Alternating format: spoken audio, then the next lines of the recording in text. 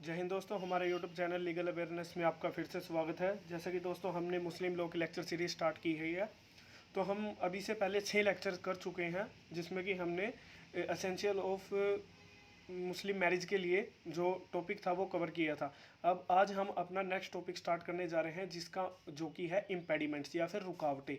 एक मुस्लिम मैरिज के अंदर क्या क्या रुकावटें हो सकती हैं, आज हम वो स्टार्ट करने जा रहे हैं।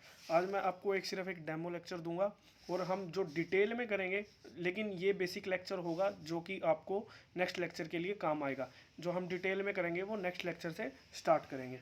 सबसे पहले मैं आज आपको सिर्फ मतलब बताऊंगा इम्पेडिमेंट्स होता क्या है, कितने टाइप का होता है और उन टाइप के अंदर क्या क्या कौन सी पार्ट में डिवाइड हो सकती है। यानी आज मैं आपको इम्पेडिमेंट जो टॉपिक है उसका एक स्ट्रक्चर बताऊंगा, और ये स्ट्रक्चर आपके दिमाग में रहेगा तो आपको पूरा का पूरा टॉपिक ही ऑटोमेटिकली याद रहेगा। तो टॉपिक है हमारा इम्पेडिमेंट्स।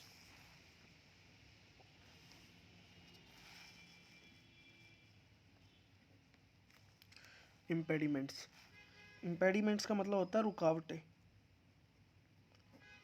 रुकावटें। यानी एक मुस्लिम मैरिज के अंदर क्या क्या रुकावटें आ सकती हैं, वो ये है। तो इम्पेडिमेंट का मतलब क्या हुआ? Impediment could be of two types, absolutely और रिलेटिव इम्पेडिमेंट्स। यानी इम्पेडिमेंट कितने टाइप की हो सकती हैं? दो टाइप की हो सकती है। एक होती है एब्सोल्यूट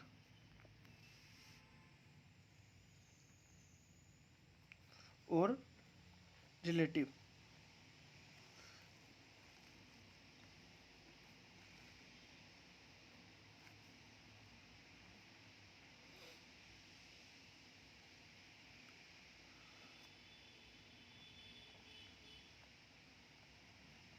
ये दो तरह की होती हैं।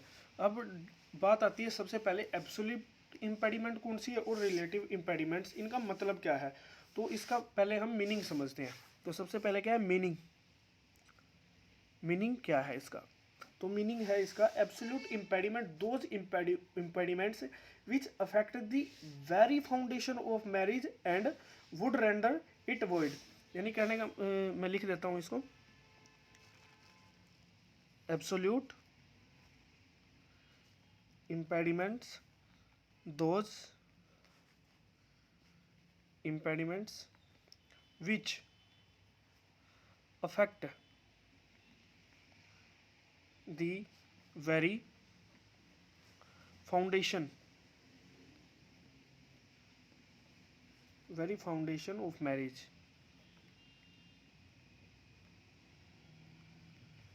and would render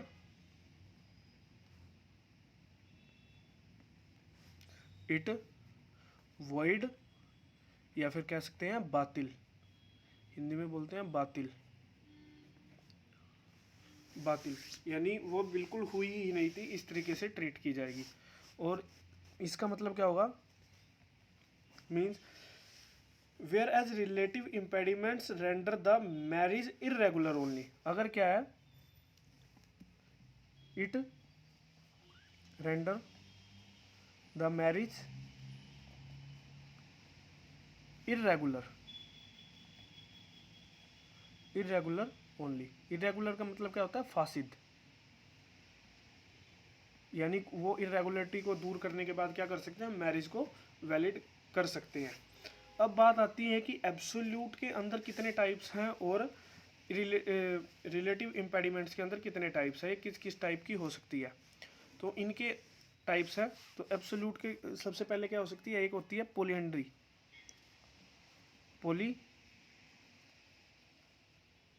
पॉलीहेंड्री इसको बोलते हैं बहुपतित्व।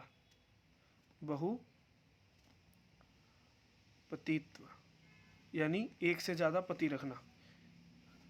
दूसरा हो सकता है कॉन्सेंग्यूनिटी।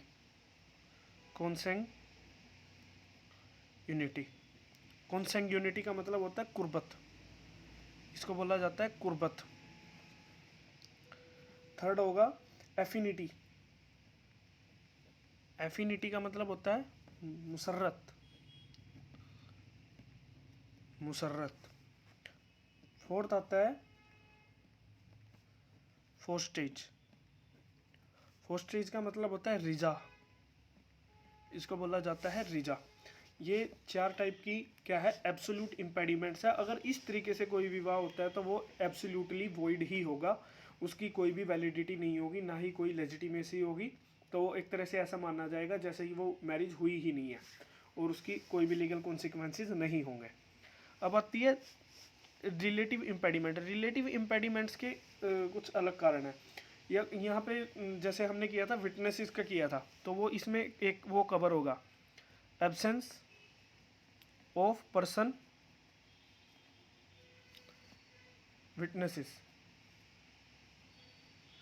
यानी विटनेसेस अगर आपकी मैरिज में नहीं है तो वो क्या होगी, रिलेटिव इम्पेडिमेंट है। यानी कि आप बाद में विटनेसेस के साइन करवा कर उसको वैलिड करवा सकते हो या फिर वैलिड करार कर सकते हो।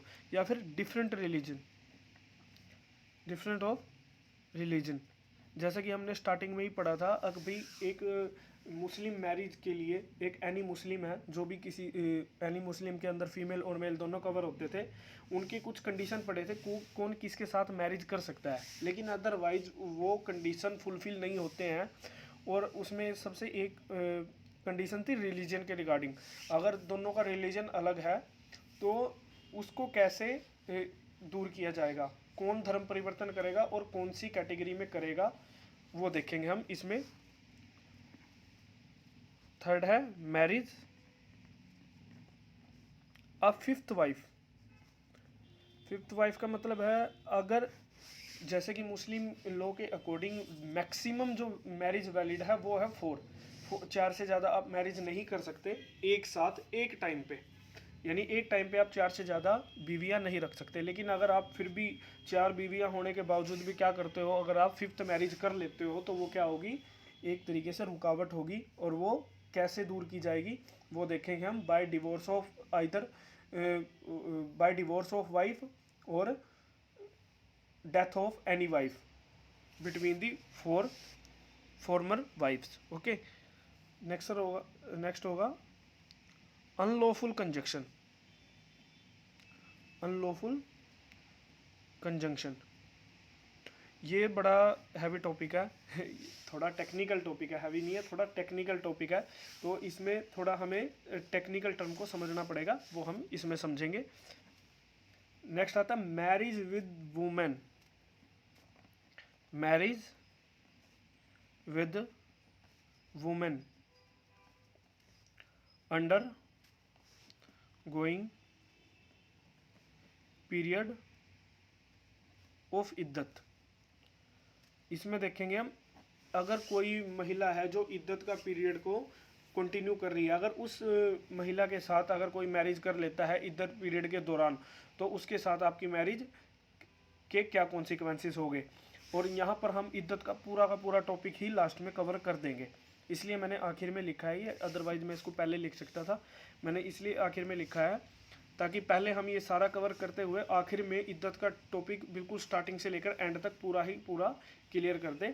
तो नेक्स्ट लेक्चर में हम अपना स्टार्ट करेंगे एब्सोल्यूट इम्पेडिमेंट से, जिसमें हम पॉलीएंड्री और कॉन्सेंगिनिटी, अफिनिटी और फोस्ट्रेज को करेंगे, और फिर हम आगे अपना लेक्चर को प्रोसीड करेंगे। तो हमारी आपसे यही रिक्वेस्ट है दोस्तों कि अगर आप हमारी लेक्चर सीरीज़ को फॉलो कर रहे हैं तो आप इनको लेक्चर को पूरी सीरीज़ में देखें, ताकि आपको पॉइंट टू पॉइंट हर एक चीज़ क्लियर हो, आपको किसी भी तरीके की कोई भी परेशानी ना आए और आपका कोई भी क्वेश्चन ना छूटे।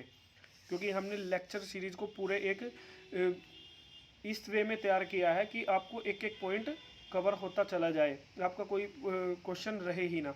अगर बाई चांस आपका कोई क्वेश्चन आता है तो आप हमें कमेंट्स में अपने क्वेश्चन पूछ सकते हैं, या फिर मुझे आप डीएम कर सकते हैं इंस्टाग्राम पर, या फिर आप हमारे फेसबुक पे हमारे पेज को, लीगल अवेयरनेस पेज को फॉलो कर सकते हैं। लीगल अवेयरनेस ऑफिशियल के नाम से हमारे इंस्टाग्राम पे आईडी है, आप उसको भी जाकर फॉलो कर सकते हैं।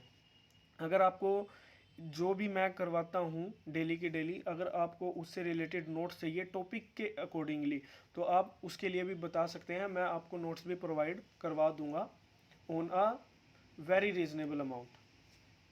सो जय हिंद दोस्तों, आज हम अपना लेक्चर यहीं पे ख़त्म करते हैं। जय हिंद, आपका दिन शुभ हो।